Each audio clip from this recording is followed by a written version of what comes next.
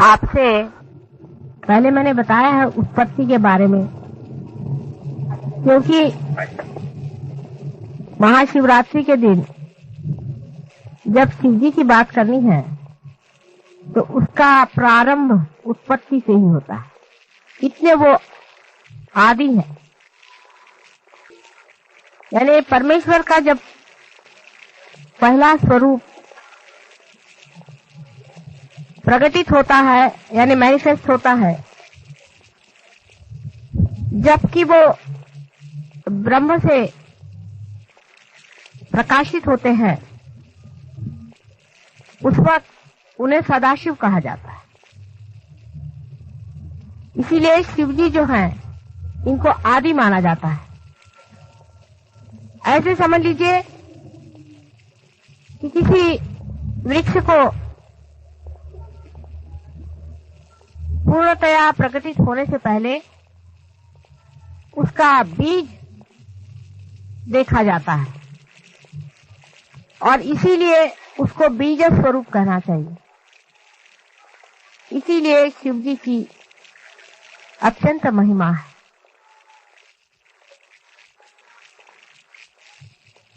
उसके बाद उनके प्रकटीकरण के बाद उन्हीं के अंदर से शक्ति अपना स्वरूप धारण करके आदि शक्ति के नाम से जानी जाती।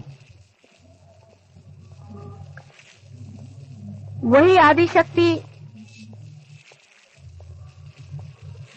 परमात्मा के तीनों रूपों को अलग अलग प्रकाशित करती है, जिसको आप जानते हैं, जिनका नाम ब्रह्मा, विष्णु और महेश माने शिव शंकर है।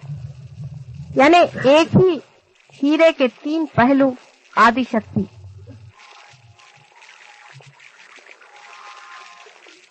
शांति है। और जब प्रलय काल में सारी सृजन की हुई सृष्टि, सारा मैनिफेस्टेड संसार विसर्जित होता है, उसी ब्रह्म में अवतरित होता है, तब भी सदाशिव बने ही रहते हैं। और उनका संबंध परमात्मा के उस अंग से हमेशा ही बना रहता है, जो कभी भी प्रकटीकरण नहीं होता है, जो कि एक नॉन बीइंग है। परमात्मा की जो शक्तियां प्रकट होती हैं वो बीइंग से होती हैं, और जो नहीं होती हैं वो नॉन बीइंग की हमेशा बनी ही रहती है। उसमें सदाशिव का स्थान वैसा ही है जैसे एक हीरा टूट जाए, बिखर जाए, कितना भी मिट जाए, उसके कण कण भी हो जाए, तो भी वो चमकता ही रहता है, कभी नष्ट नहीं होती उसकी चमक। उसी प्रकार सदाशिव का स्थान है। सदाशिव से स्थिति बनती है, और संसार के सृजन में जब तक स्थिति नहीं बनेगी तब तक कोई भी सृजन नहीं हो सकता। पहले स्थिति बनाई जाती है, एग्जिस्टेंस, अस्तित्व लाना पड़ता है किसी भी चीज का। अस्तित्व सदाशिव के ही शक्ति से होता है। इस कारण सृजन में उनका वही हाथ होता है, जैसे किसी बड़ी भारी हवेली में या भवन में उसके नींव का होता है, उसके फाउंडेशन का होता है। वो दिखाई नहीं देती, जो नींव होती है वो दिखाई नहीं देती है, लेकिन उसके बगैर कोई भी बिल्डिंग खड़ी नहीं रहती। उसी तरह सदाशिव हमारे अंदर भी हृदय में निवास करते हुए आत्मा स्वरूप होते हैं। जब तक वे अपने हृदय में आत्मा स्वरूप स्थित होते हैं तभी तक हमारा इस संसार में जीवन चलता है। जिस दिन वो अपनी आंखें मूंद लेते हैं उसी दिन हम लोग खत्म हो जाते हैं, इस दुनिया से हम निकल जाते हैं और हमारी स्थिति परलोक में हो जाती है। शिव जी, आप जानते हैं कि हमारे सूर्य नाड़ी पर वास करते हैं, चंद्र नाड़ी पर वास करते हैं, और चंद्र नाड़ी पर बैठे हुए वे स्थिति का सारा कार्य अपने अंदर करते ही हैं। लेकिन हमारा जो प्राण है उसकी भी स्थिति वो बनाए रखते हैं। शिव जी के बगैर हमारे प्राण नहीं चल सकते। अब ये काफी लंबी चौड़ी बातें हैं, वो मेरी किताब में मैंने काफी खोल करके कही हुई है। शिव जी का स्वरूप, वे एक परम सन्यासी हैं। जैसे कि परमात्मा का एक स्वरूप है कि वो अंदर से संन्यास्त है, वो किसी वजह से ये रचना नहीं करते, उनको कोई कारण नहीं है, वे अपने करते हैं, उनकी विम है, उनका मजा है, वो अगर चाहे तो रचना करते हैं, नहीं तो उसे तोड़ देते। एक संन्यास्त आदमी संसार में जो बहुत से विरासते हैं वे उनके प्रतीक हैं। मेरे संन्यास से अर्थ जो दुनिया में माना जाता है उससे नहीं है, आप सब जानते हैं। संन्यास उसे कहना चाहिए जो आदमी सेल्फ रियलाइज्ड होकर के उस दशा में पहुंच गया जहां वो साक्षी है। अंदर से वो संन्यास्त होता है, बाहर से सारे संसार में रहते हुए भी वो महान सन्यासी होता है। उसमें कुछ किसी से बताना नहीं पड़ता कि मैं सन्यासी हूं, मैंने सन्यास ले लिया है। लेकिन जो अंदर से मन हमारे अंदर सन्यास ले लेता है, जो अंदर से संन्यास्त हो जाता है, वो स्वरूप श्री शिव का है। और जो संसार में हम विराजते हैं और संसार के जो कार्य करते हैं और संसार में जितने भी हम भोगते हैं, वो भोक्ता स्वरूप परमात्मा का जो है वो उनका श्री विष्णु का स्वरूप। इसलिए विष्णु के स्वरूप में वो भोक्ता है, शिव जी के स्वरूप में वो संन्यास, और ब्रह्मा के स्वरूप में वो सृजन करने वाले, सृजन कार्य करने वाले करता है। इस सन्यासी के और दृष्टि करने से एक अजीब सी चीज दिखाई देती है कि नील वर्ण का इनका शरीर, क्योंकि ये चंद्रमा के लाइन पे बैठे हुए हैं, इनके गले में, हाथ में सर्प लपटे हुए हैं। इनका सारा ही अलंकार सर्पों से हो जाता है। सर्प शीतल होते हैं, शांत होते हैं, दाहकता को पीते हैं, और वो अपने ऊपर सर्प को पाले हुए हैं। माने संसार का जितना भी दुष्ट, जितना भी विपरीत, जितना भी डंक, जितनी भी जबरदस्त चीजें संसार को नष्ट करने वाली हैं, सबको अपने शरीर में समाये हैं। दुनिया भर का गरल वो पिए हुए अपने, आप जानते ही हैं कि उन्होंने गरल को शुरू में ही सारा पी लिया, और जो कुछ भी गरल संसार का होता है वो अपने अंदर पीकर संसार को ठंडा रखते, संसार को सुख देते। जो कुछ भी मर जाती है चीज, खत्म हो जाती है, वो सारी ही उनके राज्य में जाकर बसती है। और जो बेकार के लोग होते हैं, जो महादुष्ट होते हैं, उनके कारागार भी उन्हीं के चरण धूलि से बंद हो जाते हैं। वे लोग बंदिश होते हैं शिव जी की कृपा से। उनके सर पे चंद्रमा का राज्य है। चंद्रमा स्वतः लक्ष्मी के भाई हैं, और इसीलिए कहा जाता है कि अपने साले को उन्होंने अपने सर पे रख लिया है।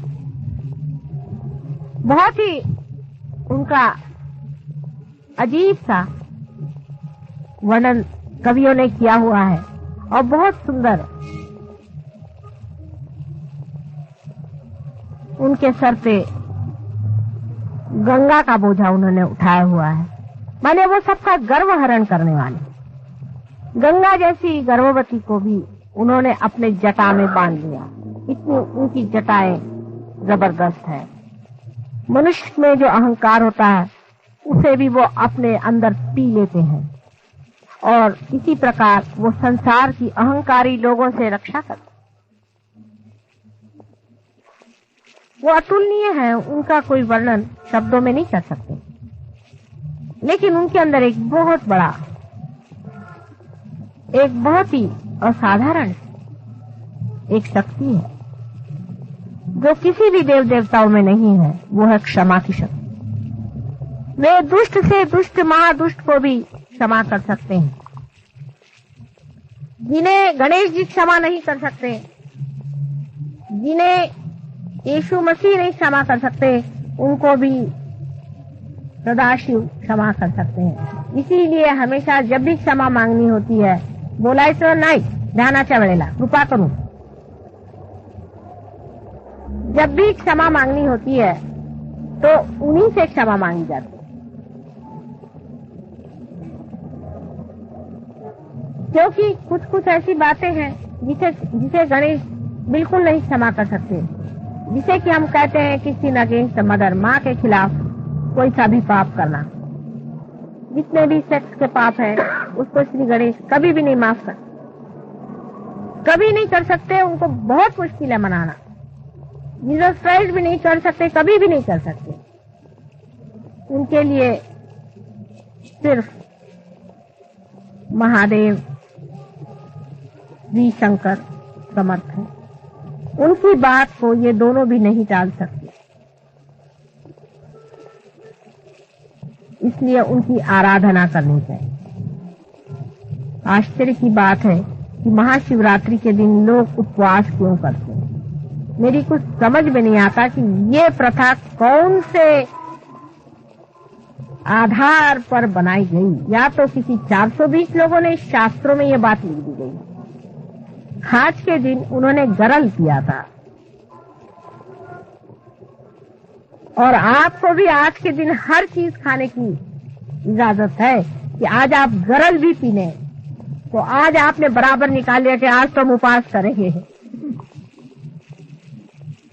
मेरा आज इतने जोर से हृदय चक्र से खिंचाव पड़ रहा है। जिस जिस सहज योगी ने आज उपवास किया है, मेरे हृदय चक्र को खींचे जा रहा है। अंधाकरण नहीं करना चाहिए सहज योगियों को।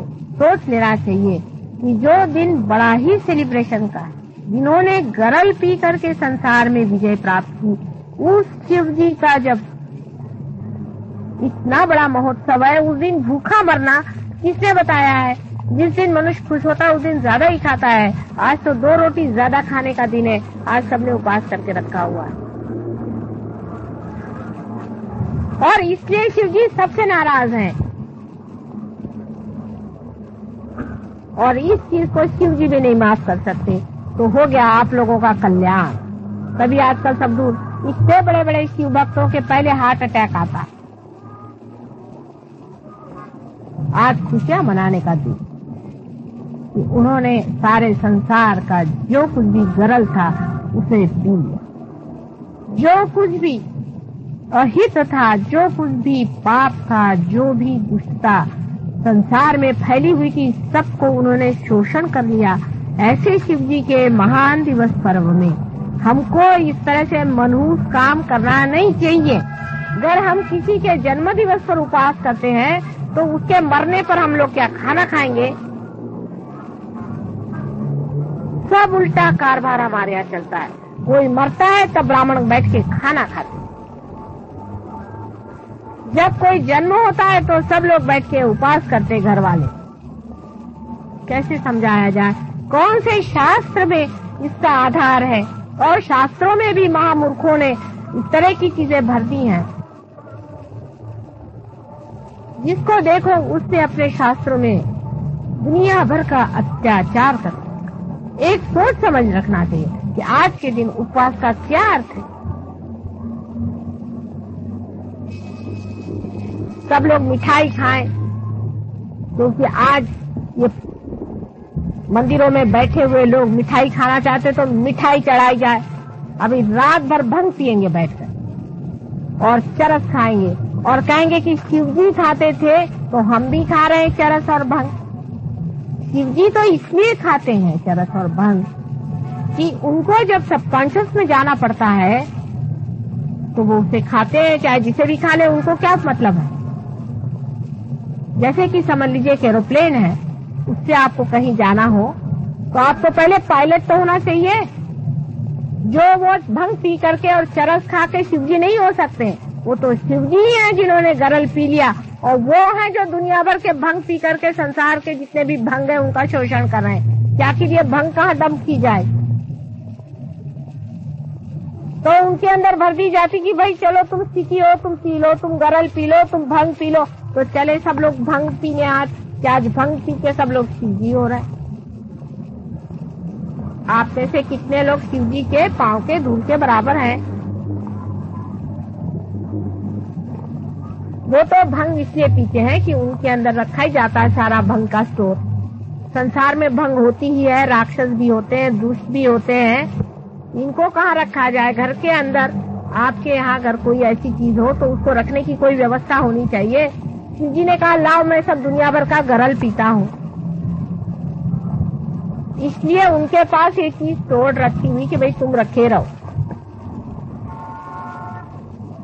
तो आप लोग जो उनके नाम से भंग और चरस पीते हैं, इनसे बड़े महामूर्ख संसार में कोई है। एक सोचना चाहिए सहज योगियों के लिए कि आपको आज तक वाइब्रेशंस तो कभी आए नहीं, आपने कभी जाना नहीं कि ये चीज क्या है, ये क्या आपके अंदर से बह रहा है, ये क्या आपके अंदर होना, कुछ अभिनव चीज, कोई बड़ी भारी चीज, कोई विशेष रूप की चीज। फिर अपने विचार भी बदलने चाहिए,